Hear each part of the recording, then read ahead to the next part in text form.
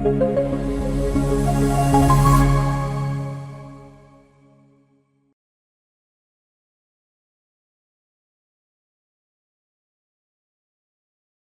buenas noches a todos, espero que estén muy bien, que hayan tenido un buen viernes, una buena terminación de semana. Gracias a todos nuevamente por estar acá en la clase. Sé que a veces puede ser un poco difícil, viernes, donde la mayoría de personas de pronto salen o quieren estar con su familia, entonces se les agradece muchísimo esa parte em, de la atención prestada y sobre todo ese compromiso académico. Vamos a continuar con la temática hasta donde llevamos. Entonces, hemos visto muchas características respecto al trastorno del espectro autista. Recordemos que entonces estábamos en esa parte de la definición y la clasificación, donde hay un cambio epistemológico, hasta ahí vamos. Estábamos mirando, revisando. Principalmente que pues en el autismo no solamente vemos redes neuroanatómicas que son diferentes, sino que también vemos muchísimos perfiles como fortaleza. Algo que mirábamos ayer era los signos de alarma que son muy comunes en el trastorno del espectro. De hecho, les quería entonces enseñar no solamente la tabla que yo les dejo acá en la... En un momento.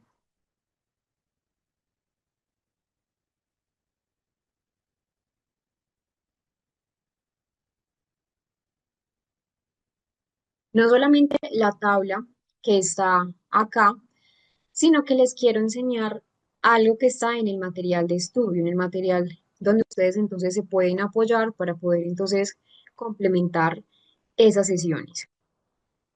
Quiero confirmar si ustedes están viendo mi pantalla en este momento.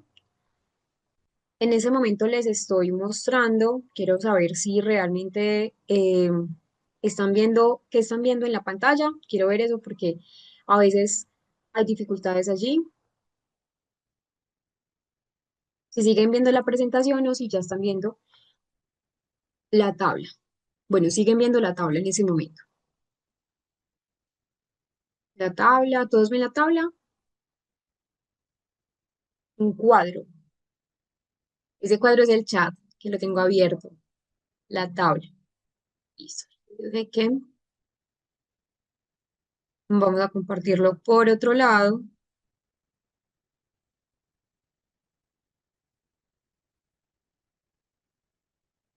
Yo creo que ahí ya están viendo, pues, Google, ¿cierto? Porque lo que les quiero mostrar es para que ustedes tengan esa herramienta, que no solamente sea la tabla de, pues, de lo que es el componente em, de los signos de alarma, sino que también ustedes puedan, de pronto si tienen, digámoslo así, estudiantes o tienen pacientes, que puedan también pues trabajar con ellos. Ya les voy entonces a mostrar, denme un segundo, que les quiero entonces mostrar que pues les construí una tabla o una lista de chequeo. En esa lista de chequeo, entonces lo que ustedes van a hacer, nos vamos a ir acá, libros y guías generales, y bueno, ahí hay muchas cosas, muchos componentes que ustedes pueden utilizar. Creo que está acá, casos clínicos. Sí, acá. Se van a ir a la carpeta donde dice casos clínicos. No a la otra, sino donde dice casos clínicos. Y le van a dar clic acá donde dice guía profesional de signos y señales de alarma en trastornos del neurodesarrollo. Lo abren e inmediatamente se les coloca pues una guía donde están todos. Entonces, por ejemplo, ¿cuáles son las señales de alarma? Y acá están los niveles de gravedad que nosotros vamos a ver el día de hoy. Entonces, por ejemplo, para autismo, si hay ausencia de balbuceo o palabras a los 18 meses y hacen la lista de chequeo, miran la gravedad uno, 2 o 3 que ya incluso pues lo vamos a trabajar, y así para cada diagnóstico. Entonces, no solamente está para autismo, sino que está para déficit de atención, para trastornos del desarrollo intelectual, que recuerden que es la misma discapacidad intelectual, solo que ese es el nombre que aparece en el DSM-5-TR. Entonces, esta guía, por ejemplo, trastornos de la comunicación, trastornos del aprendizaje, trastornos motores y otros. No reemplaza, y eso es muy importante mencionarlo, que esta guía que yo les coloco acá no reemplaza nunca un diagnóstico clínico correcto. Solo se los coloco para que ustedes puedan tener, por ejemplo, si acá hay docentes, que aquí hay muchísimos docentes, para que ustedes puedan tener pues esa guía y saber si realmente pues su estudiante está teniendo dificultades más allá que requiere un análisis clínico mucho más profundo. Entonces, no reemplaza una evaluación, ni tampoco reemplaza una lista de chequeo que se utiliza en lo que es el DSM ni el CIE-11. Entonces tengan mucho cuidado de pronto al utilizar esta tabla. Como les digo, es una herramienta que les va a funcionar bastante, porque igual son signos de alarma que de hecho en el autismo, por ejemplo, que ya habíamos mencionado algunos de estos, por ejemplo, qué pasaba antes de los 12 meses, antes de los 18 meses, los 24 meses, para que entonces lo tengan muy presente. Algo fundamental antes incluso de continuar con las características, no solamente los signos de alarma van a estar, por ejemplo, esos fueron los últimos que nosotros vimos, entre 18 y 24 meses. No solamente los signos de alarma están ahí. De hecho, por ejemplo, cuando los niños empiezan a crecer, cuando empiezan a tener, por ejemplo, a partir de los 6 años, eh, que ya están en una edad escolar, ya a los 6 años, los niños están inmersos en lo que son las actividades escolares. Entonces, si por ejemplo ahí la personita, el niño empieza a tener nuevamente dificultades que son persistentes en esas habilidades sociales, si por ejemplo no entiende bromas, si la persona no entiende lo que son las ironías o no comprende lo que son las normas sociales implícitas, porque ya a los 6 años ya conforman grupos sociales, ya empiezan a querer entonces socializar mucho más. Muchas veces los niños cuando ya empiezan a mostrar un trastorno del espectro autista, a veces los chistes que de pronto pueden ser muy poco elaborados de los niños a esa edad no van a ser como tal comprendidos, o si son conversaciones unilaterales. Recuerden que cuando yo les mencionaba conversaciones unilaterales es porque a veces quieren hablar de un tema que para ellos es apasionante, que lo saben, que lo dominan, pero que no esperan esa reciprocidad socioemocional, es decir, no esperan que otro niño o no esperan que la otra persona con la que está hablando pueda responder ante lo que ellos están mencionando. Sigue siendo un signo de alarma. Eh, Otro signo de alarma importante es si síguete con un pensamiento muy rígido, un pensamiento muy literal, o pues hay un aislamiento social, o una preferencia más por estar solo, le cuesta, por ejemplo, vincularse con su grupo de amigos. Y también la torpeza motora, de hecho, o la falta de coordinación, pueden ser, de hecho, pues un signo de alarma importante. Igual recuerden, son signos que aunque no nos muestren del todo un diagnóstico completo de autismo, porque como les mencioné ayer, puede ser que pues tenga otro tipo de manifestaciones clínicas. No necesariamente el hecho de que la persona tenga esos signos de alarma ya nos da de entrada que es un trastorno del espectro. Eso es algo que sí debemos tener muy presente, pero que pues ya sí nos está indicando que algo de pronto en ese neurodesarrollo no está del todo dentro de la normativa. Em, Y también les mencionaba que muchas personas con trastorno del espectro, que esta fue la última diapositiva que nosotros vimos ayer, tienen puntos fuertes, tienen muchos puntos fuertes. De hecho, uno de los puntos fuertes que veíamos en las teorías explicativas era esa teoría de la coherencia central débil, que nos lo propone o nos lo argumenta Yura Fritsch, que es una psicóloga del desarrollo, una teórica del neurodesarrollo, que yo les mencionaba que ellos tenían una gran capacidad para ver los detalles precisos, que a veces obviamente la dificultad estaba como en unir todos los detalles y ver la imagen global o el panorama global, pero que también esto era un factor positivo porque tienen una gran memoria de los detalles, es decir, aprender detalladamente ciertas cosas, incluso tienen una muy buena memoria a largo plazo. Nuevamente, volvemos al tema de los mitos que hablábamos. No todas las personas con autismo tienen las mismas capacidades, pero sí debemos hablar que la gran mayoría tienen estos puntos fuertes. De hecho, tienen una gran memoria visual. ¿Por qué? Porque lo que les mencionaba es que el procesamiento sensorial en ellos es mejor de tipo visual.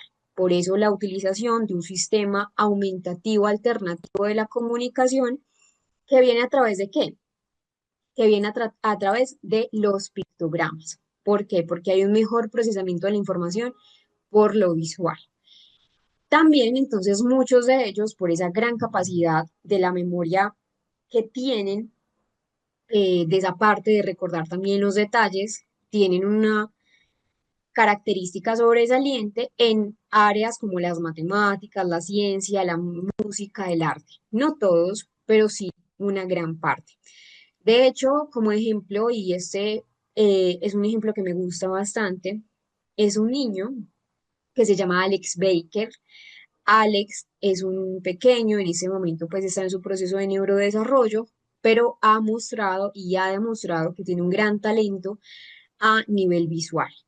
Miren ustedes ahí en la pantalla, ustedes ahí están pudiendo ver esos ejemplos y esos bosquejos. Miren, por ejemplo, esos pues Manhattan, cómo está de detallado para tener la edad que tiene, está muy pequeño, realmente tiene aproximadamente 10 a 12 años, ya habrá crecido un poco más, pero tiene un talento.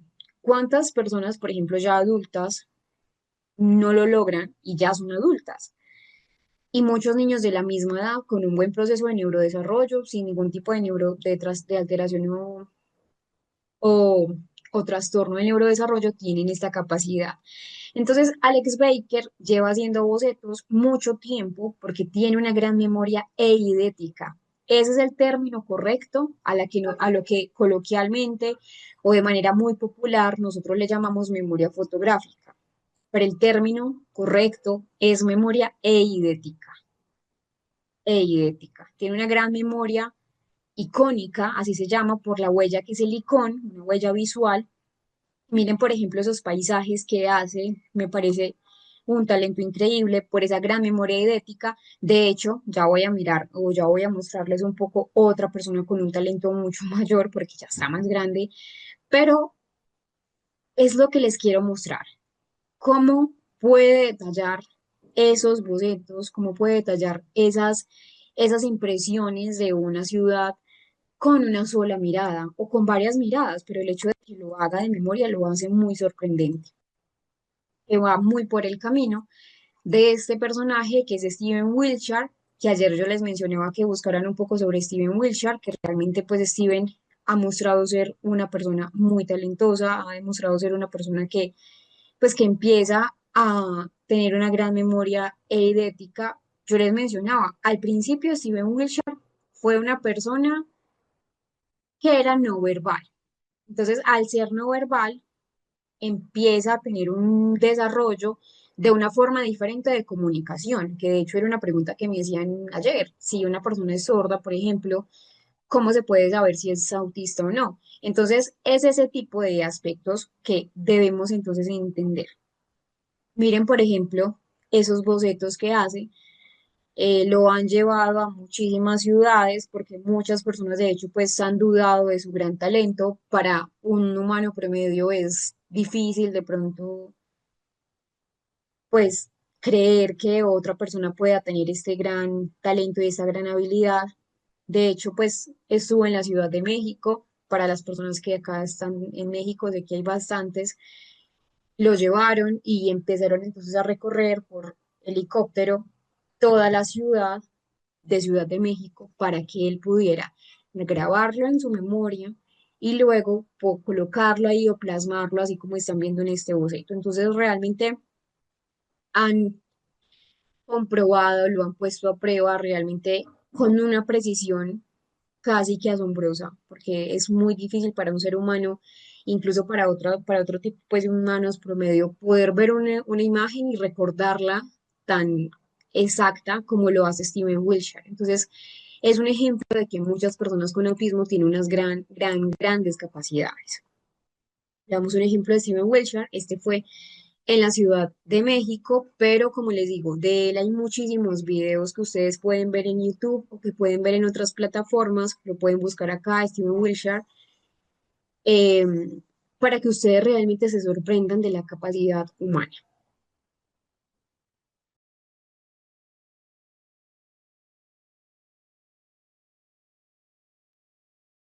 Aquí tenemos entonces una explicación de lo que es la memoria eidética, que pues de hecho Steven Wilshire tiene una buena memoria a nivel eidético. Vamos a pasar a lo que es la clasificación del trastorno del espectro, lo que antes era conocido como autismo y lo que hoy en día es conocido como trastorno del espectro autista.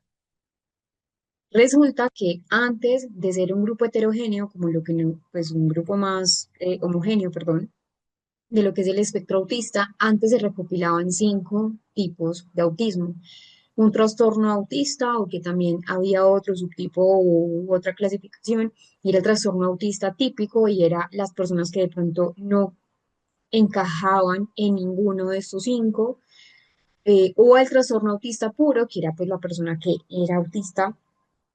Había otro que era trastorno generalizado del desarrollo no especificado, lo que era el trastorno de Asperger, que recuerden ya no es un término usado, lo que es el trastorno de red y el trastorno desintegrativo infantil. Yo creo que este le suena bastante porque cuando estábamos viendo que era el autismo sindrómico, hablamos un poco de lo que es el síndrome de red, que recordemos que ya no se parte de la clasificación diagnóstica de lo que es el autismo.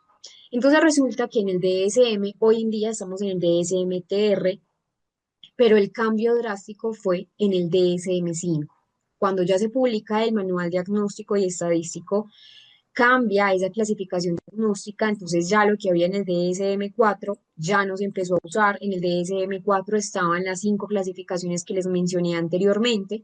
Entonces, cuando se publica este DSM-5, lo que fue trastorno autista, síndrome de Asperger y el trastorno generalizado del desarrollo infantil no especificado, lo que hacen es fusionarse en uno solo. Se fusionan en un solo nombre, en un único nombre, que ya es el que nosotros conocemos como trastorno del espectro autista. ¿Por qué la palabra espectro? Yo les mencionaba que la palabra espectro nos da una noción de continuidad. Entonces, y acá me voy a devolver a la otra diapositiva, pues, o la diapositiva, pues, anterior, y es que muchas personas no podían estar en ninguno porque no cumplían con todos los criterios diagnósticos de todos a su vez o de alguno. Entonces, como muchas personas se quedaban fuera de ese diagnóstico y no encajaban en ningún otro, fue esa necesidad clínica la que decide entonces partir de un nuevo nombre, de un cambio epistemológico que ya es el síndrome del espectro, perdón, esa parte del trastorno del espectro autista, y que ese cambio de nombre pues le da una noción de una dimensionalidad mucho más grande. ¿Cuáles no se incluyen? Lo que es el síndrome de Rett y el trastorno desintegrativo infantil. Ellos ya dejan de ser recopilados en el nuevo manual diagnóstico que se publica en el año 2013 en el DSM, ya ellos no están. ¿Por qué? Porque el síndrome de Rett tiene una clara base genética. De hecho, hay un gen específico que se da en el síndrome de Rett, y el trastorno desintegrativo infantil fue ya omitido completamente porque tenía pues varias dificultades a nivel de validez. Entonces, tenemos el síndrome de Rett. El síndrome de Rett, como les digo, tiene un gen específico que es el MSP2. Es un gen entonces que va a afectar varias condiciones en el neurodesarrollo de los niños. Es un síndrome que, como les digo, está causado por una mutación específica, esta vez en el cromosoma 15, al igual que vimos el X frágil que está en el X, en el cromosoma X, al igual que vimos el, el síndrome de Angelman que está en el gen V3A en el cromosoma 15. Lo mismo pasa con el síndrome de Rett, gen MECP2, pero en el cromosoma X. Hay algo muy importante y hay una característica que diferencia este síndrome de Rett, y es que la sintomatología del síndrome de Rett empieza a aparecer cuando la persona tiene 6 meses a 18 meses de edad. Antes de eso, la persona puede tener un desarrollo típico, antes de eso, la persona puede tener un desarrollo y un crecimiento completamente dentro de las normalidades, pero lo que hace es cuando cumple 18, perdón, 6 meses a 18 meses, hay un retroceso significativo. Entonces, si por ejemplo había adquirido ciertas habilidades, la persona ya pierde esas habilidades que tuvo. Entonces, es decir, hay una regresión, hay una pérdida de habilidades. Empiezan a tener un desarrollo normal, las niñas con síndrome de Rett comienzan a perder habilidades adquiridas. ¿Y por qué les digo que las niñas? Porque resulta que es mucho más frecuente ese síndrome en las mujeres que en los varones. No quiere decir, y ojo acá, que los hombres no puedan presentar síndrome de Rett. Sí, es un grupo mucho más reducido.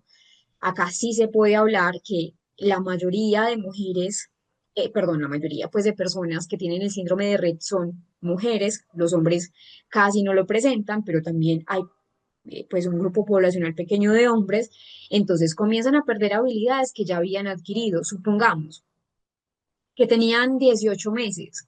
Y recordemos que ayer en los signos de alarma, ya los niños a los 18 meses ya empiezan a tener más que un balbuceo y involucionan, retroceden. Si, por ejemplo, ya tenían un pequeño uso de la motricidad gruesa, involucionan. Es decir, es como si perdieran todas las habilidades. Algo muy característico también en el síndrome de Rett, ya para que podamos ver más a profundidad lo que es el síndrome, es que también hay estereotipias diferentes en las que se puede ver en el autismo. Las estereotipias son más o se centran más en las manos. Entonces, hay una característica en el síndrome de Rett y es que hay movimientos muy repetitivos, pero solo en las manos. ¿Por qué les digo que es diferente al autismo? Porque en el autismo puede ser cualquier tipo de estereotipia, desde lo más simple, hay estereotipias que yo les mencionaba ayer, hay estereotipias que puede ser el simple balanceo de algo, hasta una estereotipia de pronto mucho más compleja, que ya es un movimiento oscilante del cuerpo de la persona. Entonces acá en el síndrome de Rett, pues hay un uso de las manos, las retuercen o las lavan, por ejemplo, pues esto que les estoy mostrando, se las llevan, por ejemplo, una y otra vez a la boca, y que también en el síndrome de Rett tienen dificultades en lo que es el movimiento. Entonces, a medida que progresa el síndrome, porque va progresando, tienen dificultades en la marcha, tienen dificultades entonces en la coordinación motora, hay problemas en la comunicación, hay problemas en la socialización, de hecho suelen tener dificultades para poderse comunicar y hay un desarrollo atípico, pero no desde lo diferente, sino desde la dificultad en la parte social. Entre otros síntomas, obviamente a nivel neurológico, porque igual al ser un síndrome también a nivel genético va a traer consigo dificultades a nivel pues de otros aspectos. A nivel neurológico, entonces hay problemas pues también como problemas epilépticos, problemas de sueño, pero adicionalmente, además de eso, los signos neurológicos y neurofuncionales, viene más una escoliosis, eh, también hay dificultades como por ejemplo problemas respiratorios, retrasos en el crecimiento. Entonces, es un síndrome que, al igual que los otros síndromes que hemos visto, se puede concomitar con un autismo sindrómico. Lo que quiero que ustedes diferencien hoy es que, aunque el síndrome de Rett hizo parte del diagnóstico del autismo, ya no es autismo. Ya no se considera como autismo, a no ser de que se concomite con un autismo de tipo síndrome.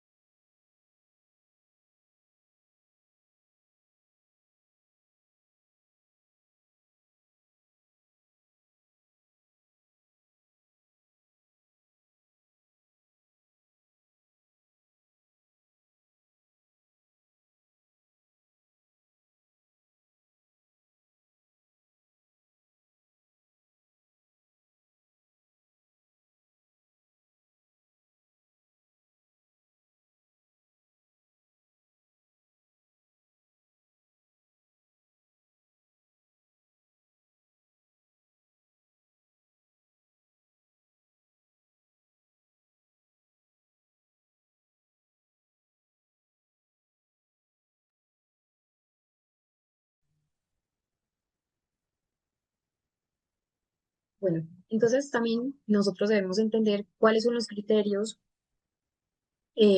la parte del espectro, los niveles de pronto de apoyo que requieren las personas con trastorno del espectro. Recuerden que igual en el autismo debemos entender, eh, hola Violeta, ¿cómo estás?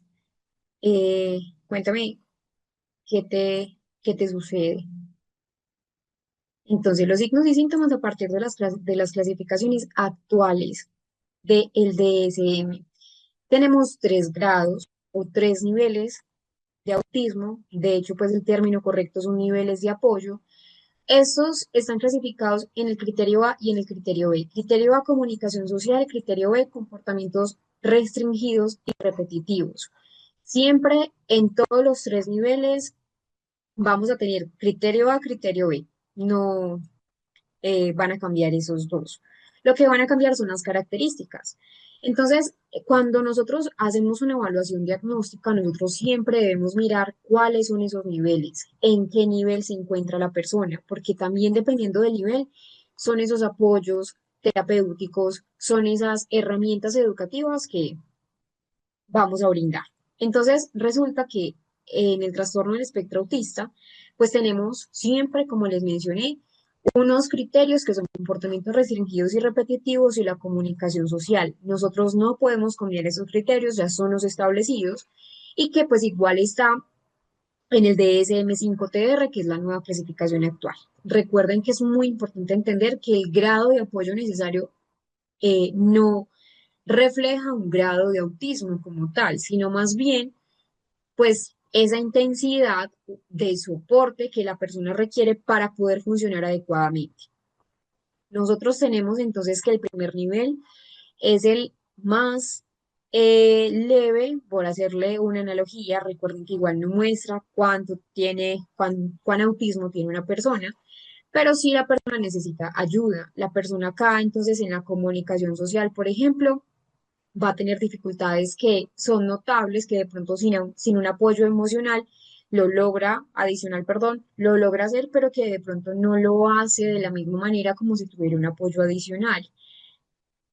La persona puede iniciar interacciones sociales, pero puede presentar de pronto problemas para mantener esa reciprocidad conversacional que es importante. Recuerden que es la reciprocidad socioemocional lo que diferencia a una persona neurotípica o una persona con autismo. Puede ser la persona que puede parecer socialmente raro, socialmente rígido, socialmente atípico o tener dificultades para poder hacer amigos y mantener esos amigos durante el tiempo y que le va a costar de pronto interpretar esas normas sociales que pueden ser mucho más sutiles. Eso en el criterio A. Luego tenemos el criterio B, que en el criterio B entonces tenemos esas conductas que son restringidas o que son repetitivas del comportamiento. Es decir, acá la persona puede tener cierta rigidez, puede tener una predilección por tener pues por tener normas, por tener rutinas, por tener intereses, pero que logra cierta flexibilidad con cierto grado de apoyo. Entonces la persona, aunque le cuesta, aunque le genere ansiedad, lo logra hacer, con dificultad, pero lo logra hacer. Un ejemplo muy típico de este grado de autismo es que un niño puede hablar fluidamente de pronto, pero que no entiende el sarcasmo, no entiende las bromas o le cuesta comprender un poco más a diferencia de sus compañeros de clase y que se angustia, por ejemplo, si cambia la ruta del colegio. No sé si ustedes recuerdan ayer que yo les mencioné, eh, de hecho, pues a un paciente que cambió de ruta escolar y es allí donde tuvo la dificultad, pero pues luego lo logró mejorar. Veamos el caso. Les voy a leer el caso puntual. Mateo es un niño de 7 años y 3 meses, que cursa segundo grado de primaria en un colegio regular con inclusión. Cuando me refiero a colegio regular con inclusión, es porque el grado escolar donde él estaba, pues no había materias diferentes, él iba como los otros niños al colegio sin dificultades, pero que sí los docentes ya habían notado las dificultades en Mateo y le habían hecho ciertas adecuaciones curriculares y todavía no tenía diagnóstico. Es referido para evaluación debido a dificultades en la interacción social, patrones de comportamiento repetitivos que interfieren con su desempeño escolar y convivencia con sus compañeros. Su madre menciona que siempre ha tenido un comportamiento, ella lo menciona como diferente, entre comillas, en comparación con otros niños de su edad, describiéndolo como muy inteligente, pero con dificultades para relacionarse socialmente. En los antecedentes de desarrollo no se reportaron complicaciones durante el embarazo o el parto. Mateo alcanzó los hitos motores en el tiempo esperado, pero presentó un retraso en el desarrollo del lenguaje.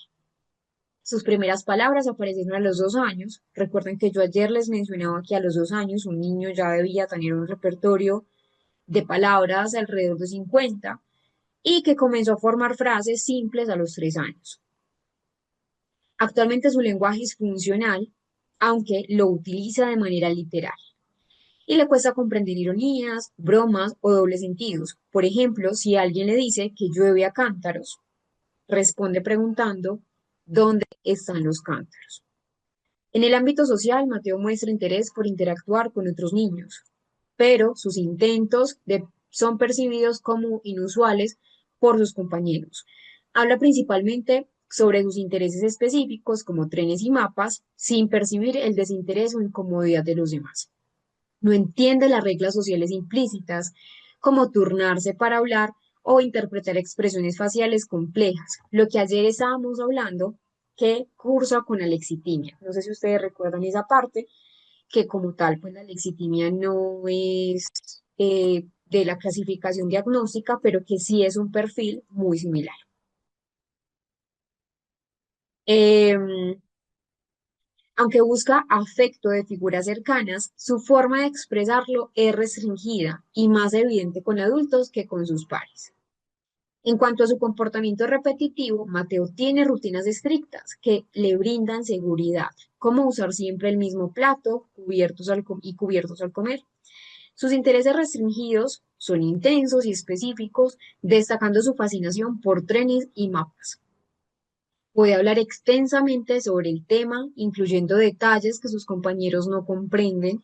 También presenta algunas conductas estereotipadas leves, como mover los dedos cuando está emocionado. Él hacía esto. Desde el punto de vista sensorial, Mateo es hipersensible a ciertos sonidos, como el ruido de la aspiradora. Miren que es algo muy común. O sea, es pues un ruido de la aspiradora casi que se vuelve imperceptible para muchos, pero que en ese procesamiento sensorial, en el trastorno del espectro, es allí donde ya se vuelve casi insoportable. O el timbre del colegio, de la escuela, los cuales le generan malestar. De hecho, él siempre se tapaba. También rechaza ciertas texturas en la ropa, especialmente las etiquetas o telas ásperas. Estas sensibilidades dificultan su adaptación en ciertos entornos. A nivel académico, Mateo tiene un desempeño desigual. Es muy bueno memorizando datos concretos y destacando en matemáticas y lectura mecánica. Sin embargo, presenta dificultades en actividades que requieren trabajo en equipo o creatividad. Él era muy concreto, de hecho, como la escritura de historias. Los resultados de la evaluación neuropsicológica indican un desempeño promedio en áreas de razonamiento fluido y comprensión verbal, pero destacan fortalezas en memoria de trabajo y debilidades en velocidad de procesamiento. Esta velocidad de procesamiento en la mayoría de las evaluaciones de personas con autismo salen con una baja velocidad de procesamiento. Para abordar esas necesidades, se recomienda implementar estrategias de apoyo en el aula, como instrucciones que sean claras, organizadores visuales. Miren que el coeficiente intelectual era típico, era dentro de la normalidad, pero que de todas maneras dentro de las recomendaciones se dieron organizadores visuales con pictogramas para que pudiera tener pues una mejor comprensión de las instrucciones. También se sugiere terapia de habilidades sociales para practicar esa interpretación de emociones y normas sociales, así como terapia ocupacional. Y bueno, esto es muy importante, capacitar a los padres en estrategias para manejar y afrontar también esas dificultades y promover la flexibilidad. Entonces, acá vemos que Mateo tiene un claro perfil de un trastorno del espectro autista nivel 1. Es muy consistente con el nivel 1, tiene retos, sí, pero que son retos que no están tan marcados como en el grado número 2. Antes de pasar al grado número 2, vamos entonces a ver un caso clínico más amplio o una evaluación neuropsicológica más amplia para que podamos ejemplificar un poco cómo se puede ver en una evaluación ese autismo grado 1. Acá tenemos varios ejemplos. Yo acá les pongo anexo casos clínicos, ese lo pueden revisar. Acá hay otro, pero ese no es el que vamos a revisar en este momento. El que quiero que ustedes vean es este, un informe neuropsicológico. Este sí es un poco largo, a decir verdad, tiene 22 hojas, 22 páginas. Es un informe clínico, no de un diagnóstico, sino más bien de una intervención. Entonces, este fue, pues, fue una descripción de 24 sesiones neuropsicológicas, pero que fueron centradas en el entrenamiento puntual de funciones ejecutivas. Acá fue centrado en un niño de 5 años de edad, diagnosticado con autismo nivel 1, acá en Colombia, en la ciudad de Medellín. La idea es que lo lean, lo conozcan. Este fue una evaluación, una intervención el año pasado, para que ustedes entonces también conozcan cómo es un proceso no solo de diagnóstico, sino de intervención. Por ejemplo, acá está previamente pues descrita la evaluación neuropsicológica, que se evalúa en funciones ejecutivas, que se evalúa, por ejemplo, en algunos componentes como el lenguaje, como la autorregulación emocional. Acá entonces tenemos que, pues, el criterio diagnóstico fue nivel 1 de autismo, para que ustedes entonces lo conozcan, lo lean. Este sí es un poco largo, ojalá lo lean detenidamente. Eh, es más un proceso, pues, como de intervención clínica, pero lo que yo quiero entonces que veamos es el diagnóstico. Y nos vamos a ir acá. Caso autismo grado 1, 9 años. Le vamos a dar clic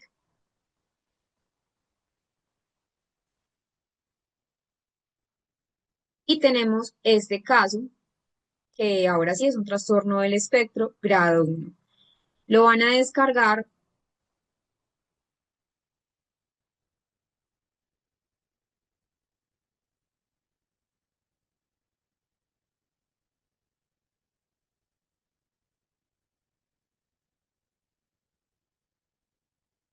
y voy a esperar entonces unos 2 segundos para que podamos entonces trabajar con este caso.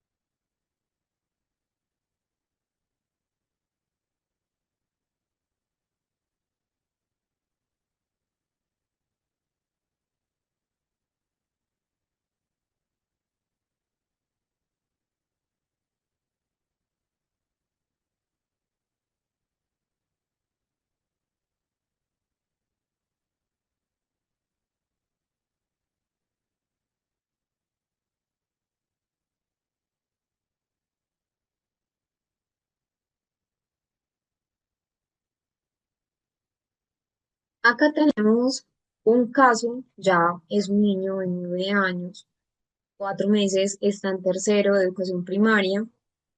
Fue derivado entonces de la orientación académica del colegio, pues de todo ese equipo escolar, porque todos estaban muy preocupados por esas dificultades que eran ya muy persistentes. Recuerden que ya estaba en tercero, desde primero y segundo ya había estado en el mismo colegio, en lo que es la interacción social, escasa flexibilidad cognitiva y patrones conductuales que eran repetitivos. No había, o en la parte de la derivación de la remisión, no había una sospecha de alteración intelectual, tampoco había una sospecha de alteraciones en el lenguaje. De hecho, pues eh, a nivel general era funcional en lo que era esa parte lingüística. Recuerden siempre los antecedentes, siempre preguntar por el parto, siempre preguntar cómo son los antecedentes prenatales, perinatales, postnatales. Acá en este caso, afortunadamente, pues la mamá supo responder. Muchas veces no tenemos esa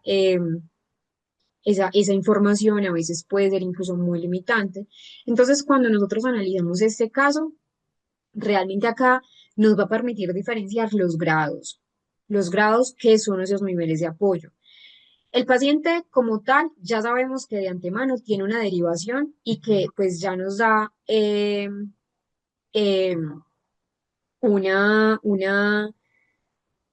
un indicio de que primero hay una escasa flexibilidad cognitiva, que hay dificultades que son persistentes en esa interacción social. Entonces miren que ya nos da, pues ya nos apunta de antemano a un autismo y que el rendimiento académico, aunque es adecuado, tiene un buen lenguaje estructurado, estaba intacto, también había patrones del comportamiento que ya eran repetitivos. Entonces ya esto nos está orientando, aunque el cuadro clínico no va por un TDAH, no va por un trastorno específico del aprendizaje, sino que más bien va por un trastorno del neurodesarrollo dentro del espectro autista.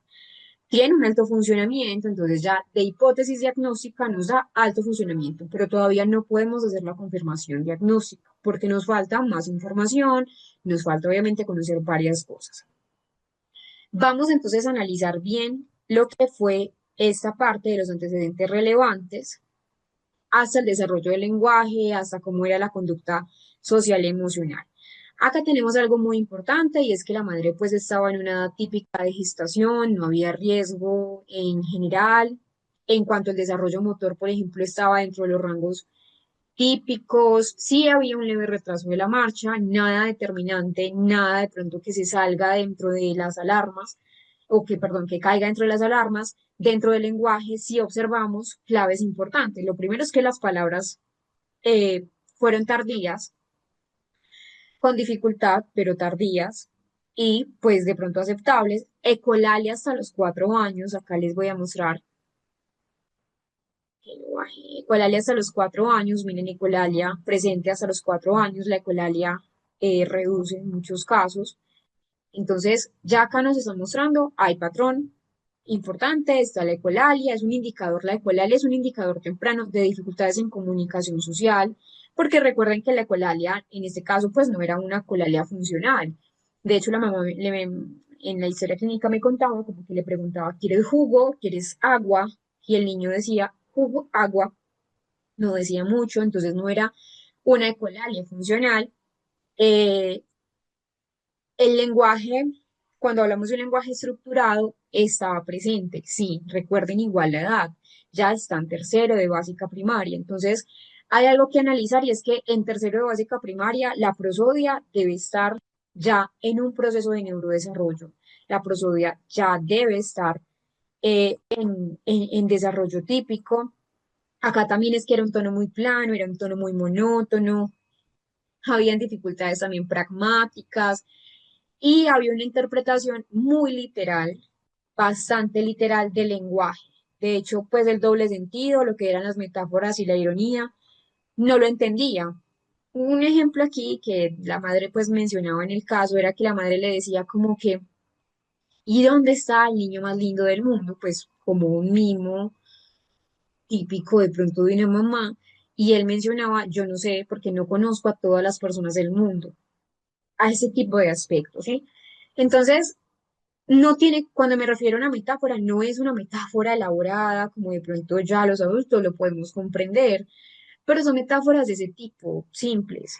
A él le costaba, no era, y recuerden que ayer nosotros hablábamos que muchas veces esto puede generar como malos entendidos, puede generar que de pronto una persona se sienta insultada o que lo perciba como un componente de grosería. No, no era eso, era que realmente no hacía esa abstracción. Incluso, por ejemplo, en eso que les menciono, pues les menciono, cuando la madre le decía, ¿quién es el niño más lindo del mundo? ¿Dónde está el niño más lindo del mundo? Era algo así. Él mencionaba, pues yo no lo sé, mamá, porque no conozco a todas las personas de este mundo. A ese tipo de cosas me refiero. Entonces ya había un componente importante y sin eh, tener en cuenta esa parte pues como del coeficiente intelectual porque no tiene pues mucho que ver. Entonces, obvio, esto es muy típico de un autismo grado uno, comprende el lenguaje existe, de hecho, pues tenía un lenguaje bien estructurado, el lenguaje un poco más adulto de lo usual, pero era de tipo social muy limitado, el lenguaje social no estaba.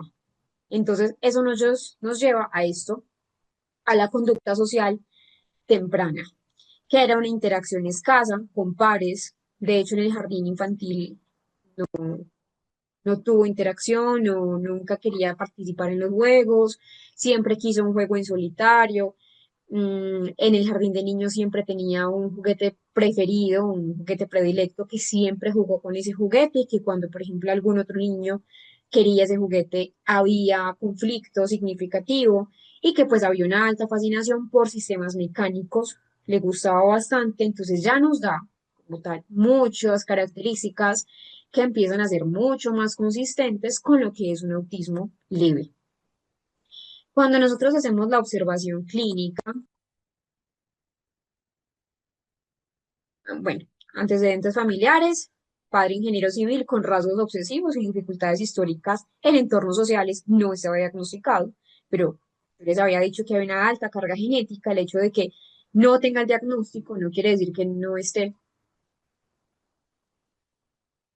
Madre sin dificultades, de hecho ella era psicóloga, el hermano con un desarrollo completamente típico, el hermano era mayor, y no habían antecedentes familiares formales de autismo, pero el papá y una tía materna tenían dificultades sociales pues, con un rango significativo. Yo les mencionaba cuando estábamos mirando lo que son los trastornos del neurodesarrollo, pues que en los trastornos del neurodesarrollo había una alta carga genética. Así no es el diagnóstico igual. Hace algún tiempo, y me refiero a algún tiempo, pues pongámosle 6 años o una década a la fecha, es donde ya se ha empezado como a dar más importancia a los diagnósticos. Anteriormente el que era tímido y ya, y podía estar solo jugando en el rincón y no notaban que era más allá de una simple timidez. Afortunadamente hoy ya se sabe. Entonces miren que, por ejemplo, bueno, y que voy a bajar acá en la parte de la conducta, observación conductual. Acá tenemos algo, y es que el paciente nunca mantuvo pues un contacto que fuera completo, sí, había contacto breve. Te miraba, pero quitaba la mirada, volvía y te miraba, quitaba la mirada. Mm, algo que también se notó mucho pues como en esa interacción social es que pues las conversaciones, incluso en la entrevista clínica, solo fueron centrados en cosas que a él le gustaban. Entonces, si no, pues de hecho, pues ese fue el enganche. También había una limitada gesticulación, una escasa entonación, lo que les dije de la prosodia. Cuando incluso hablaba de cosas que le gustaban, era sumamente plano. Y habían comportamientos autorregulatorios discretos, lo que les digo que son las estereotipias. Las estereotipias son funcionales en el sentido de que ayuda a regular esa parte sensorial, como era frotamiento pues de las manos, que era a veces, pues una persona lo puede ver desapercibido, pero de realmente otra persona con autismo o hacen un análisis, eso es una estereotipia.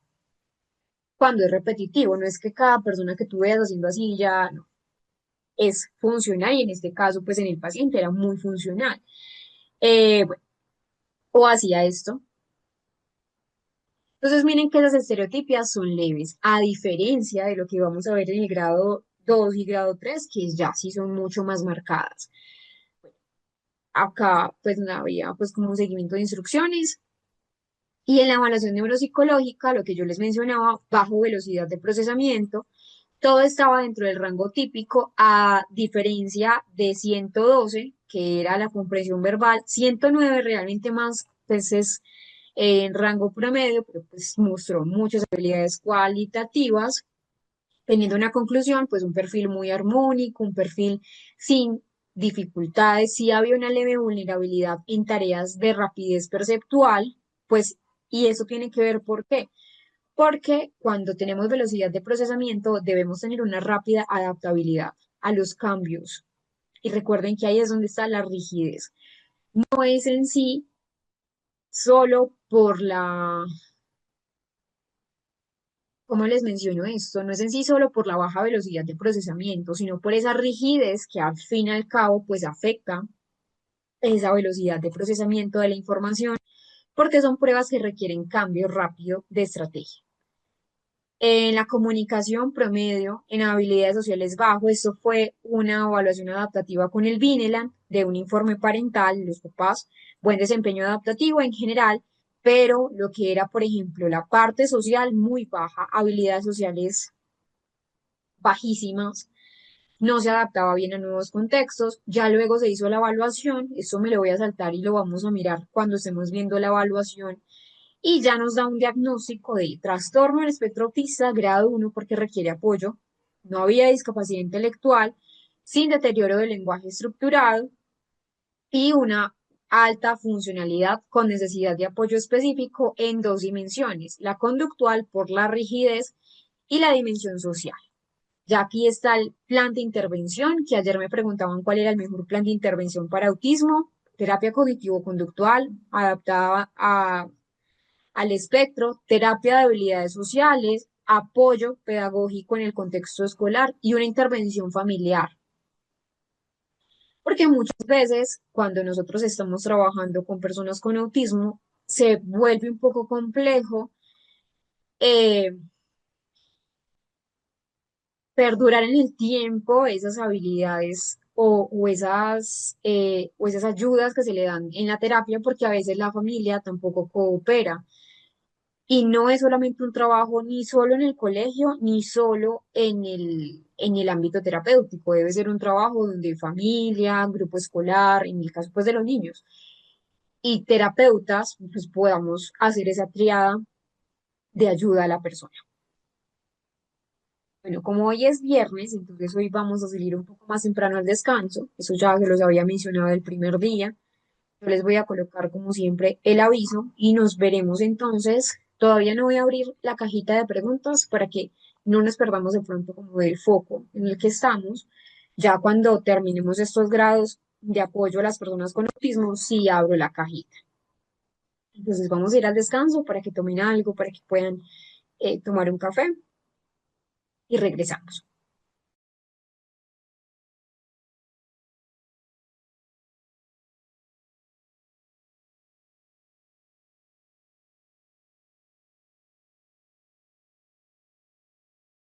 Morning and progress.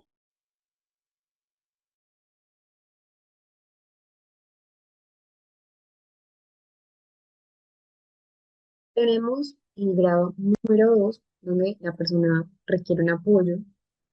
No es un apoyo tan sustancial como en el grado 3, pero que igual es mucho más significativo que en el grado 2. Lo mismo que mencionábamos, entonces tenemos tanto el criterio A, que sería la comunicación social, frente al criterio B, que serían los comportamientos restringidos y repetitivos. Recuerden, siempre en los tres niveles vamos a tener esas características. Entonces, cuando nosotros hablamos de los niveles de apoyo que necesita la persona en el nivel 2, la persona ya necesita un apoyo un poco más sustancial que en el grado número 2, perdón, el grado número 1. Entonces, en la comunicación social podríamos hablar que es un grado más moderado de dificultades. En la comunicación social ya son dificultades que son claras, incluso con apoyo. Las personas entonces muestran habilidades verbales, sí, pero van a ser más limitadas y habilidades no verbales mucho más limitadas. Es decir, tiene problemas para adaptarse en las interacciones sociales porque ya sí que le cuesta entender, por ejemplo, los gestos o le cuesta comprender, por ejemplo, las metáforas, los chistes, ya es un lenguaje mucho más literal, las expresiones faciales pueden ser mucho más reducidas o entender ya de manera mucho más dificultosa las expresiones faciales ajenas y que pues también se van a ver afectadas la comunicación es muy atípica, va a tener mayores problemas para adaptarse en las interacciones sociales. Entonces, por eso siempre necesita una ayuda, siempre requiere una ayuda y que frente al criterio A, las conductas restringidas, pues son comportamientos más frecuentes y que son mucho más disruptivos. Entonces, dificultades que son más evidentes para cambiar de actividad, para cambiar de foco, por ejemplo, atencional, Ya la persona entonces, si no se realiza, pues va a tener mayores dificultades en cuanto el proceso de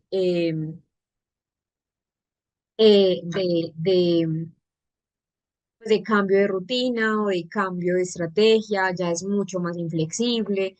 Ya los comportamientos entonces no son solo las estereotipias, sino que ya vienen siendo o se vienen manifestando comportamientos mucho más disruptivos. La comunicación entonces, como ya sabíamos, está afectada. Y algo importante acá es que hay mayor dependencia a las rutinas, entonces acá sí que pasa, y es que cuando hay un cambio, por ejemplo, de rutina, cuando hay un cambio de sus objetos o cuando, por ejemplo, le mueven algún objeto que a la persona había guardado en un lugar específico, es donde llega o es donde sobrevienen las crisis emocionales que se deben trabajar. Entonces, un ejemplo típico, así como veíamos en el ejemplo del grado uno, es una persona, puede ser, ya no cojamos un niño, ya trabajemos con un adolescente. Es un adolescente que necesita ayuda para poder manejar esas interacciones sociales que son básicas. Ya entonces empieza a presentar conductas mucho más repetitivas, conductas que son ya mucho más intensas, ya gira objetos, ya habla en exceso sobre un tema que le llama la atención. Al igual que veíamos en el autismo grado uno, vamos a mirar cómo es el caso del nivel 2. Tenemos en este caso a Luis, un niño de 6 años que asiste a un programa escolar especializado, es decir, pues él tenía una parte académica típica, pero que dentro del entorno académico, dentro del entorno escolar, lo, lo nivelaban. Debido a sus comportamientos dificultades, perdón, debido a sus importantes dificultades en la comunicación y la interacción social. Es llevado a consulta por sus padres, quienes mencionan que desde pequeño ha mostrado comportamientos atípicos, como evitar el contacto visual, insistir en rutinas estrictas y no responder al llamado de su nombre de forma consistente.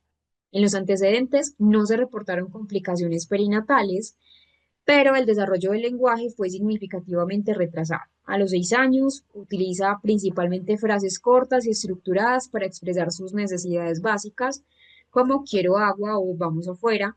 No mantiene conversaciones bidireccionales ni usa el lenguaje para fines sociales. Prefiere señalar o llevar a los adultos hacia lo que necesitan. Lo que él hacía era coger la mano de los adultos y los llevaba. Luis también muestra un interés restringido por los autos que organiza en fila por colores y tamaños. Si alguien altera el orden, se irrita y puede presentar crisis de llanto, golpearse la cabeza con las manos o tirarse al suelo. ¿Qué nos está indicando esto? Esto no es típico de una persona con autismo, es típico de una persona con desregulación emocional. ¿Por qué? Porque no es que sea algo característico de la persona con autismo, que se tire, que se golpee, es decir, sí, existe y pasa, pero es más bien porque no hay una buena flexibilidad, porque entonces no sabe enfrentar los cambios y por eso llega a ese desborde emocional. Es algo entonces que nos está mostrando claramente que hay que trabajar en ese aspecto. Continúo entonces diciendo, esas conductas ocurren también cuando sus rutinas diarias se ven interrumpidas, como si hay un cambio inesperado en el camino al colegio.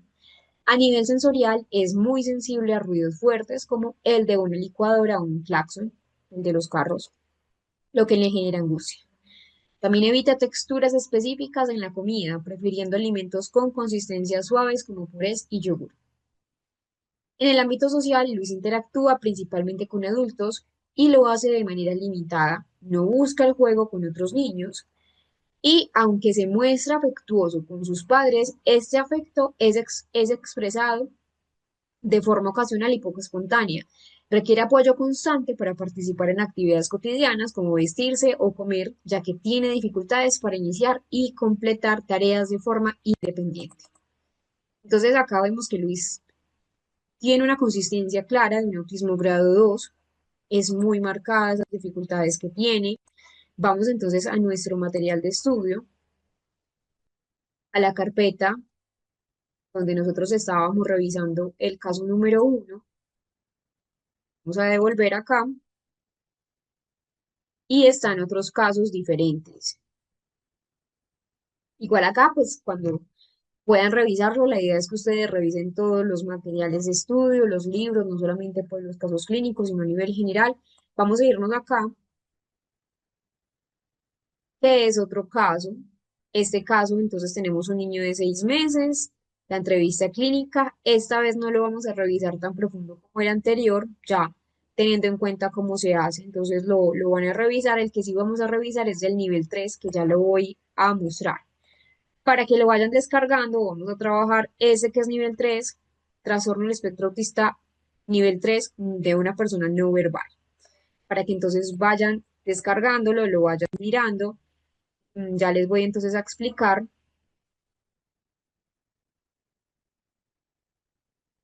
el, el nivel 3.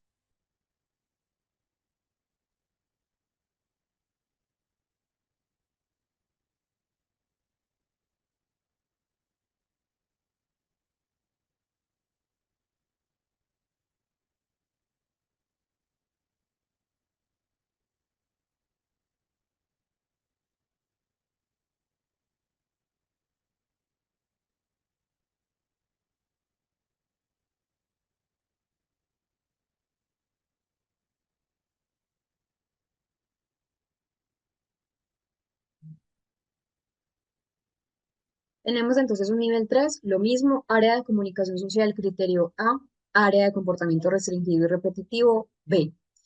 Grado 3, ya la persona necesita una ayuda más notable, es decir, es una ayuda mucho más sustancial, mucho más notoria. La persona entonces por sí sola va a tener mayores dificultades en cuanto, por ejemplo, el componente de la socialización, los factores restrictivos y repetitivos pues van a ser mucho más marcados. Entonces, en el criterio 3, perdón, en el nivel de gravedad 3 o en el nivel de apoyo 3 necesita un apoyo mucho más sustancial. Tenemos que la comunicación social, la persona puede presentar mínimas habilidades comunicativas, tanto verbales y no verbales, entonces las expresiones faciales van a ser mucho más limitadas, le va a costar mucho más iniciar esa interacción, no lo va a hacer de forma autónoma o si lo va a hacer de forma muy limitada, en muchos casos en grado 3 casi que inexistente. Y es el caso o el típico caso de la persona con autismo que alguien le habla, no responde al lenguaje, las señales sociales básicas como por ejemplo el hola, el adiós, que son pues eh, del proceso de neurodesarrollo, muchas veces no lo va a hacer. Y en cuanto a las conductas restringidas y repetitivas, ya sí hay una alta resistencia al cambio, conductas que son muy rígidas, que ya son disruptivas. Cuando me refiero a disruptivas es porque irrumpen en el bienestar físico, en el bienestar emocional, tanto de la propia persona como de los demás. Entonces pueden aparecer, acá sí pueden aparecer, como hay conductas restringidas y repetitivas que son muy marcadas, entonces hay una baja capacidad de flexibilizar su comportamiento, alteraciones emocionales, entonces puede ser la persona que se autoagreda o heteroagreda a los demás, no con la intención de daño, esa es la clave fundamental, no hay una intención de daño, sino que es realmente pues como un desborde emocional. Entonces, por eso hablamos que en el criterio, en el nivel de gravedad 3, los comportamientos sí interfieren seriamente con esa vida cotidiana. Entonces, con la autoestimulación intensa, las conductas restringidas son mucho más profundas, hay conductas autolesivas, no con la intención de daño, sino realmente por, como les digo, la dificultad a nivel emocional. Y es el niño que de pronto no habla, que evita ese contacto visual, que tiene estallidos de angustia muy frecuentes y que frente a cambios que para otra persona pueden ser cambios muy mínimos, casi que imperceptibles, pues se desborda y que necesita un apoyo constante en sus actividades de la vida cotidiana. Incluso cuando me refiero a actividades de la vida cotidiana, es cepillarse los dientes, ponerse la ropa, amarrarse los zapatos. Es decir, habilidades adaptativas. En este caso tenemos a Ana, Ana Patricia, así se llamaba, pues realmente fue ese el cambio de nombre que le doy. Es una niña de 5 años que asiste a un centro terapéutico especializado, ya que presenta severas dificultades en la comunicación, interacción social y conductas adaptativas. Es llevada a consulta por sus padres debido a su incapacidad para comunicarse verbalmente. Frecuentes crisis de irritabilidad y comportamientos autolesivos. Acá cuando, pues para explicarles un poco el caso clínico, cuando refiero a autolesivos es porque se jalaba el cabello, pues se lo jalaba muy duro, tiene 5 años. y también se daba algunos golpes contra las paredes principalmente. En los antecedentes se reporta un desarrollo temprano con retrasos significativos. No alcanzó el hito del balbuceo esperado y a los 5 años no utiliza palabras comunicándose únicamente mediante llanto, gritos o levantando la mano de un adulto hacia el objeto que desea. No señala, no responde a su nombre, no muestra intereses por interactuar con otras personas, incluyendo a sus padres. Presenta patrones de comportamiento altamente restrictivos y repetitivos. Pasa largos periodos meciendo su cuerpo hacia adelante y hacia atrás y puede observarse mirando fijamente luces o girando objetos repetidamente. Esas actividades ocupan la mayor parte de su tiempo y cualquier interrupción de esas conductas provoca crisis intensas de llanto, gritos y en ocasiones conductas autolesivas como morderse las manos. En cuanto a su perfil sensorial, muestra hipersensibilidad extrema, llora ante ruidos cotidianos como el timbre, una batidora, y se resiste al contacto físico, incluso con sus padres. También presenta selectividad alimentaria severa, rechazando la mayoría de los alimentos y consumiendo ciertos tipos de papilla. Miren que esto ya lo habíamos hablado en esa hipersensibilidad que limitaba muchísimo esa alimentación.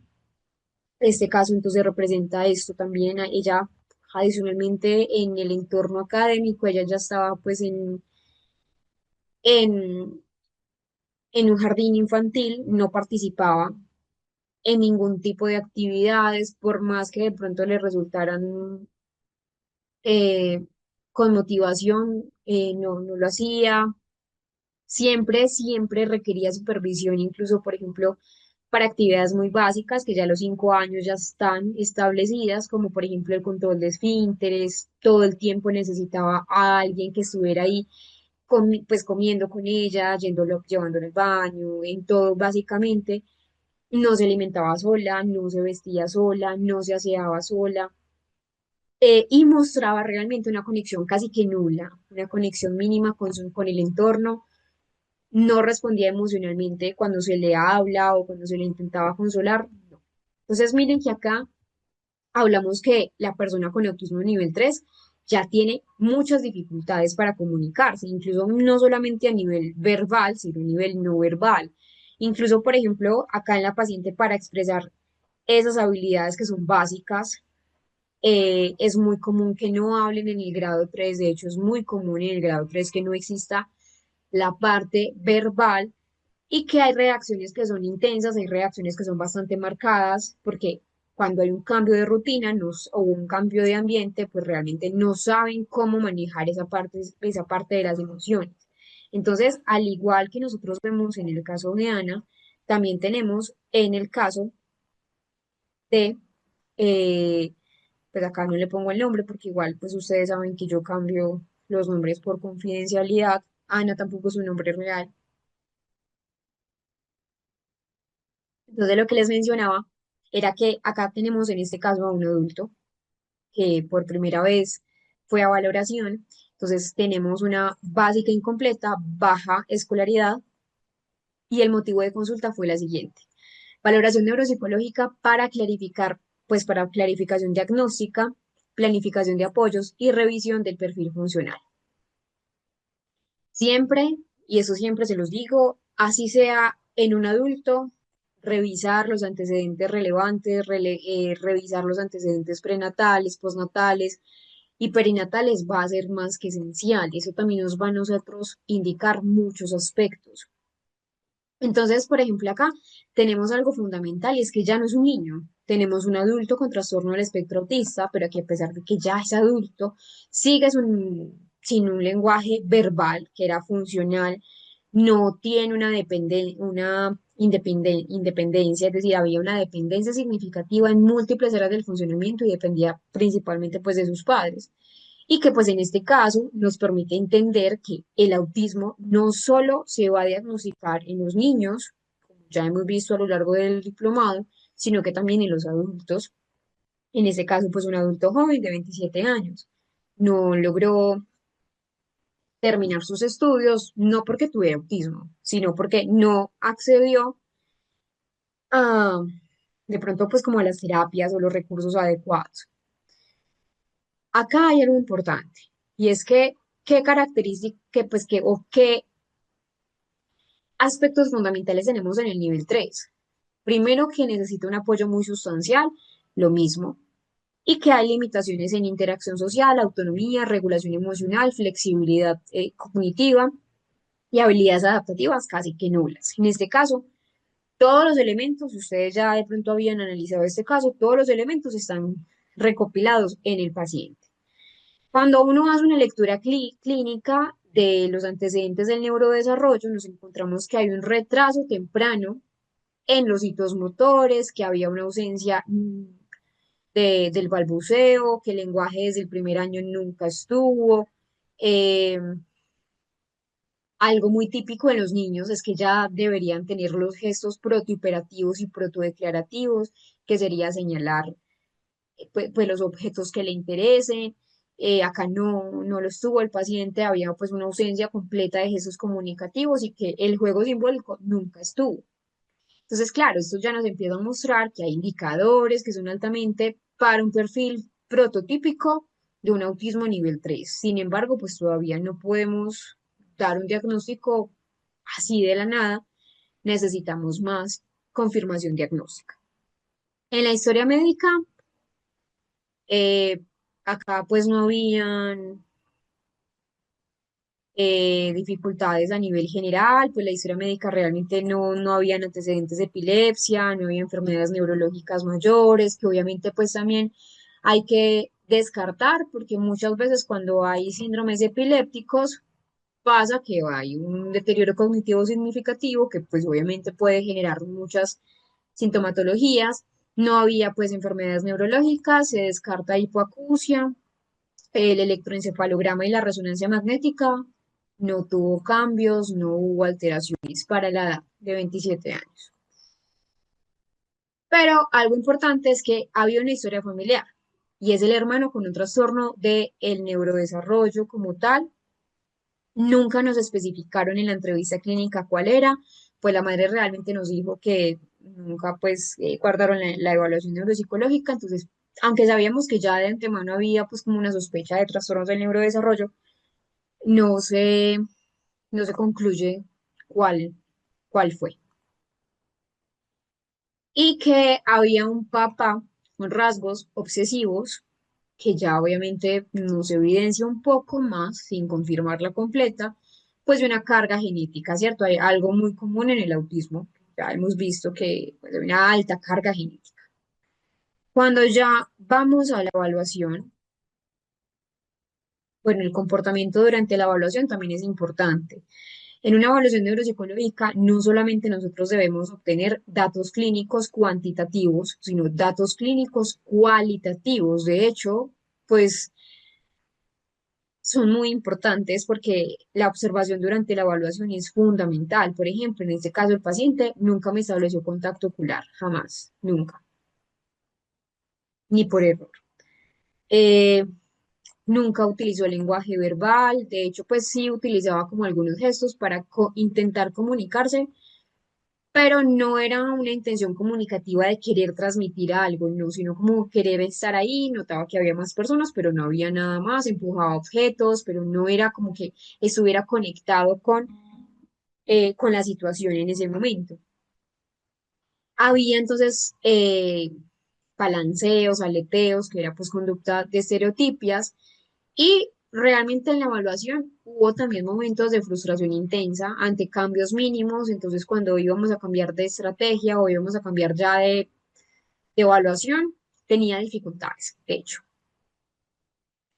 Ya en la evaluación neuropsicológica, como la persona era no verbal de antemano, yo no le puedo aplicar una Wechsler. Recuerden que ya hemos visto, igual esto lo vamos a ver en la evaluación neuropsicológica, no le puedo aplicar una escala Wechsler, primero porque había una baja escolaridad, igual pues también se puede aplicar, no es un criterio de exclusión, pero pues no es como tal lo típico, porque a veces las Wechsler suelen ser muy castigadoras ante personas que no tienen una, y amando yo las escalas Wechsler de inteligencia porque soy fan, pero pues yo también debo entender como clínica que no todas las personas van a tener la misma capacidad. Diferente fuera que la persona hubiese terminado todo bachillerato, que la persona al menos hubiese llegado de pronto a séptimo de bachillerato, octavo, ya más o menos uno dice, puede aplicar. Pero primero acá teníamos varios componentes. La persona era completamente no verbal, era completamente con una baja eh, adaptación a la vida cotidiana, entonces, pues ya de antemano, ya digo, bueno, de pronto no me voy por la Wechsler, sino por otra evaluación. Pensamos mucho porque digo, de todas maneras, pues esta evaluación no se hizo de un solo profesional, recuerden, la evaluación y el diagnóstico debe ser multidisciplinario, ojalá tengamos pues ese perfil de múltiples profesiones. Pensamos en unas RIAS, pues en un RIAS, pero optamos por la Leader 3, que es un test verbal, perdón, un test no verbal de inteligencia. Y allí, realmente en la evaluación, pues nos arroja, bueno, y que también como el lenguaje era mínimo, pues igual ahí solo se evaluó la inteligencia no verbal. Sacó 55, donde entonces ya es un rango de discapacidad intelectual moderada a severa. Atención sostenida muy comprometida. La memoria visual también parcialmente preservada, no estaba tan alterada, pero tampoco estaba pues en un rango alto. Y la memoria de trabajo no verbal estaba críticamente baja. Memoria de trabajo verbal, perdón, no verbal es observar un patrón y trabajar con ese patrón. Entonces acá pues ya nos da una puntuación de 55, que es muy por debajo del promedio. La comunicación, como no había pues un lenguaje expresivo, entonces no había pues la forma de evaluar, realmente acá puede ser un lenguaje expresivo funcional nulo,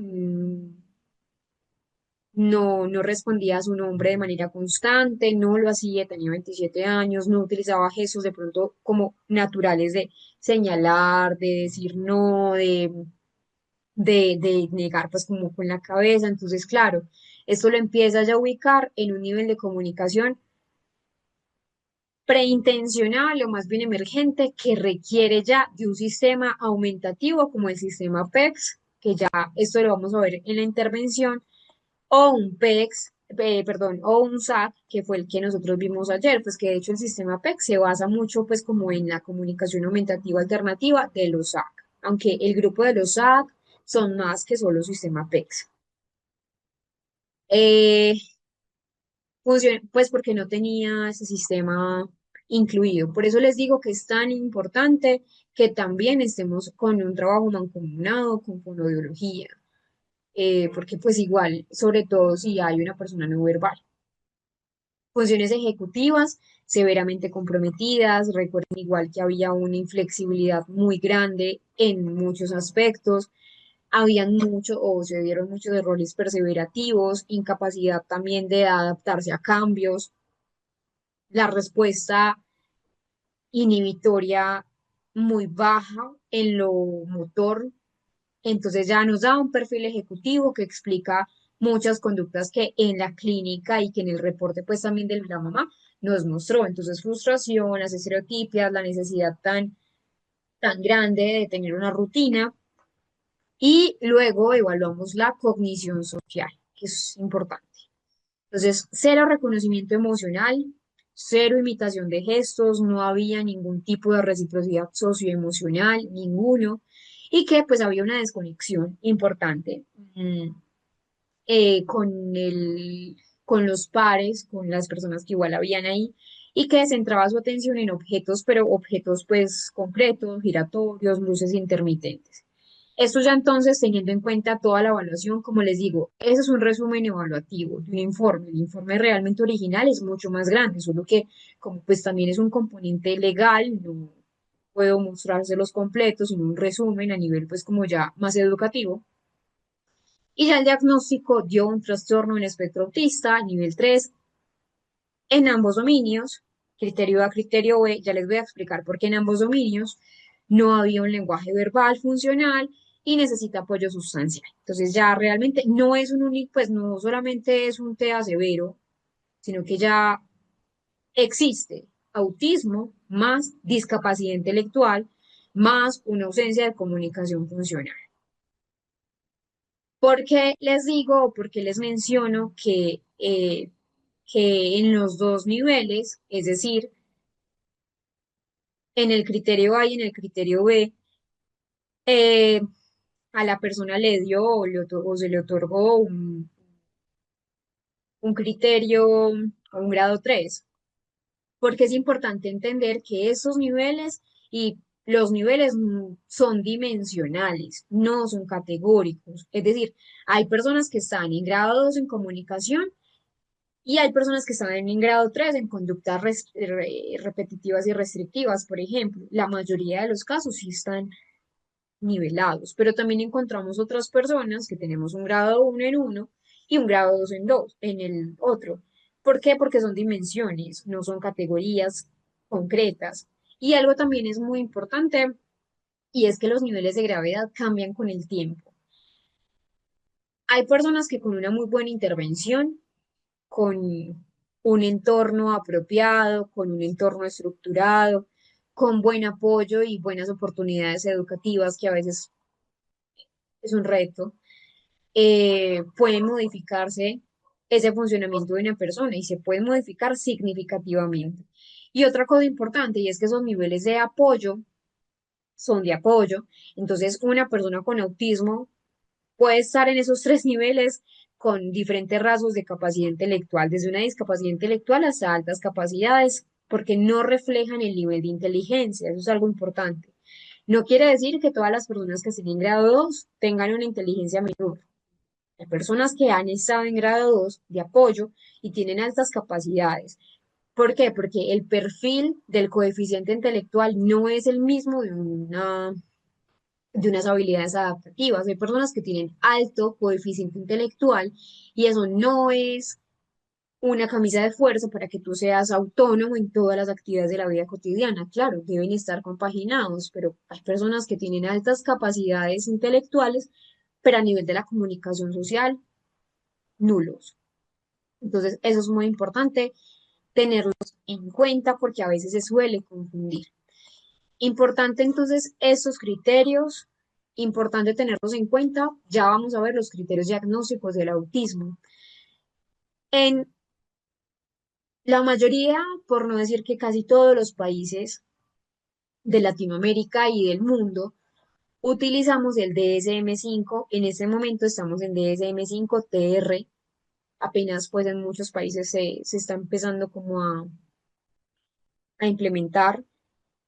Y estamos usando el CIE 11, no el CIE 10. El CIE 11 es del año 2022, si no estoy mal. Y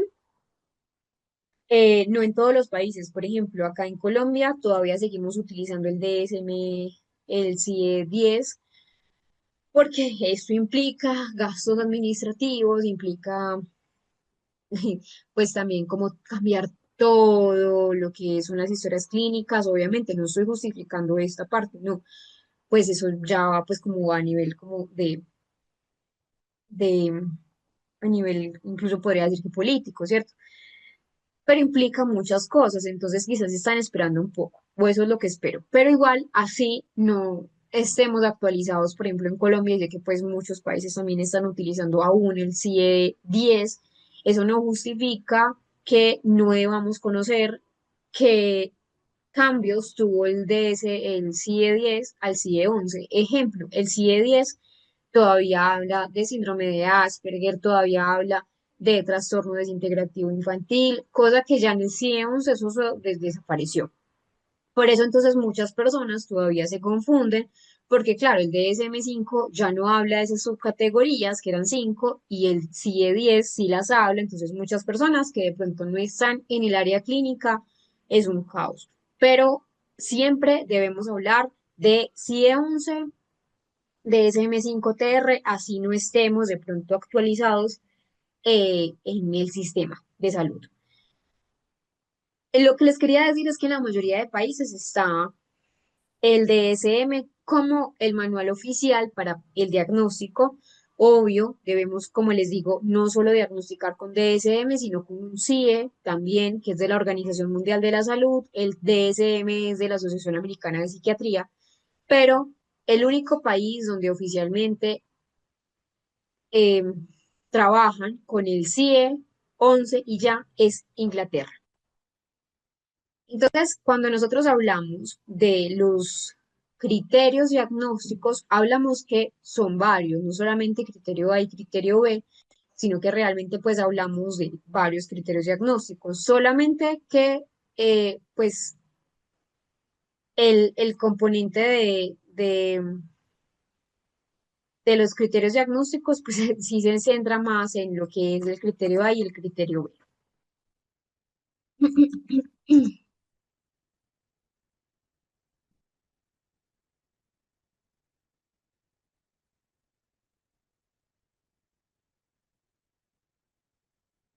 Esos criterios, como les digo, pues todos son importantes.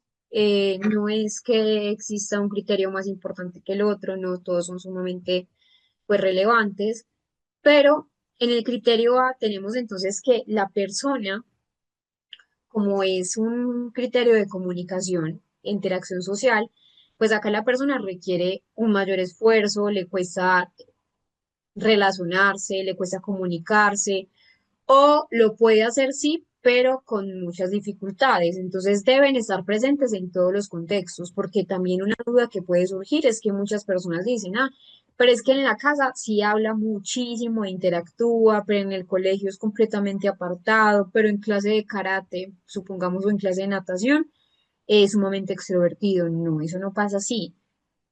El, el perfil del trastorno del espectro es general. Entonces no importa si la persona está en clase de karate o en clase de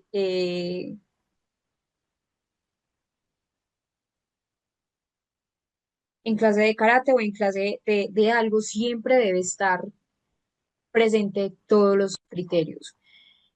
Acá entonces debe estar en todos. Lo primero o la primera característica son tres aspectos clave. La primera es que va a tener problemas para sostener una conversación o iniciar de pronto una interacción social. Entonces la persona no saluda, no se despide o no responde cuando se le habla. No, y esto yo se los mencionaba ayer, no es porque pase por ser grosero, no, sino que en esos convencionalismos sociales de pronto no hay tanto arraigo como de pronto otras personas neurotípicas o no sabe cómo seguir una conversación. Es la persona típica que de pronto tú estás hablando con ella y en esa interacción no sabe qué seguir porque ya hay conversaciones muertas, digámoslo así. O a veces solo habla de temas que realmente le importen, que temas que realmente le interesen y no nota que la otra persona no está interesado. ¿Por qué no lo nota? Porque recuerden que cuando hablamos de interacción social, hablamos también de comunicación de tipo social. La lectura de los ojos, la lectura de los gestos, la lectura del rostro, todo. Entonces a veces pueden no notar que la otra persona realmente no le está prestando atención. En la, en la otra, en el otro aspecto clave, que es el 2 son dificultades para entender las señales sociales que no son verbales. Entonces, expresiones faciales, el tono de la voz, el tono implícito de la voz, no mirar a los ojos, no usar gestos como señalar, no entender como si la persona está frunciendo el ceño que es. Recuerden, estos son ejemplos, pero que no son exhaustivos.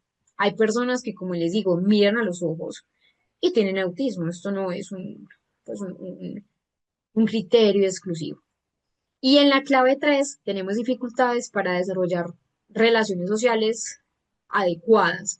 Entonces le cuesta ser amigos, le cuesta jugar con los niños o le cuesta entender las reglas sociales del juego y puede preferir de pronto estar solo que relacionarse como con otros compañeros. Veamos un ejemplo gráfico, un ejemplo pues visual de este ciclo de videos que es de la Fundación Orange.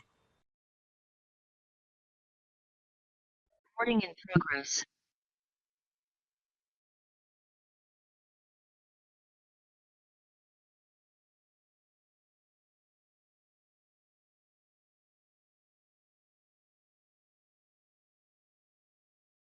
Bueno, y para explicarles mañana mucho más profundo, ya que pues el tiempo se nos agota, lo que es el criterio B, que son patrones restrictivos y repetitivos del comportamiento, la idea es que lean un poco sobre esos materiales que nosotros tenemos en clase, pues en el material de estudio, para que mañana entonces podamos dar algunos ejemplos que ustedes hayan podido investigar y yo darles un poco más de claridad sobre los que están allí.